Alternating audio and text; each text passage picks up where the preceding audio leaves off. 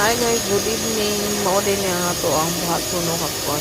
Yung ano natin ispan na sobrang humihon tayo at kailangan yung malinit ba para yung mga isda dito hindi sila mag ano. Hindi kasi maano yung mga isda ba mamatay kasi kapag hindi mag-farm kaya minsan kapag sobrang gumi na hindi siya mag-work o High-tech nitong mga tao dito. Mahal pa naman ang vacuum nito. Pero sobrang saya ko kasi sobrang bigat ng mga filter. at kailangan mo din linisan ng maayos at hindi po buti na lang bumili yung amo ko ng ano vacuum. Hindi masyadong pagod ba kunin yung mga filter. sila ba? Kailangan mo din linisan ng maigi. At ito lang guys, ito lang muna yung voice over ko for now. Thank you.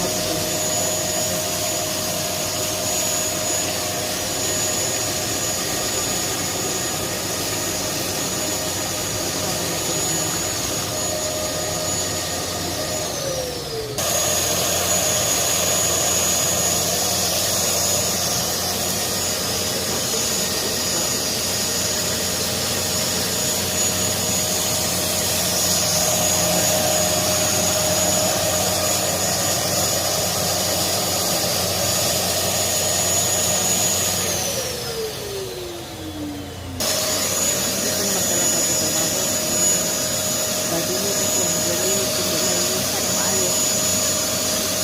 Ano lang din ako. Ulit-ulit. So ako na lang gumawa. Kasama sa simana pag mabuti nalinisan. Iiyak ng mga isda. O nahadlok dito sila.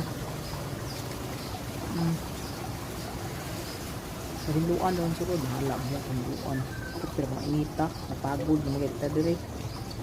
Yan, hinduan ako ni take time na ito hinlo at ito si konsilponan ito yung hinduan di na ito ni diskartiran mura matanig bago patugri nga unom naman kapatid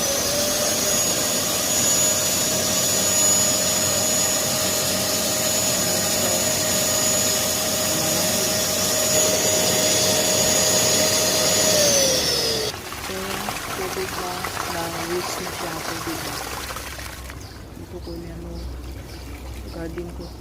Ito yung mga passion fruit. Wala pang bunga. Narinig niyo ba yung kwahaw? Sabi nila marami ng kwahaw. Ito kasi marami talaga kasi lasang man to. May mga airplane pang dumadaan dito.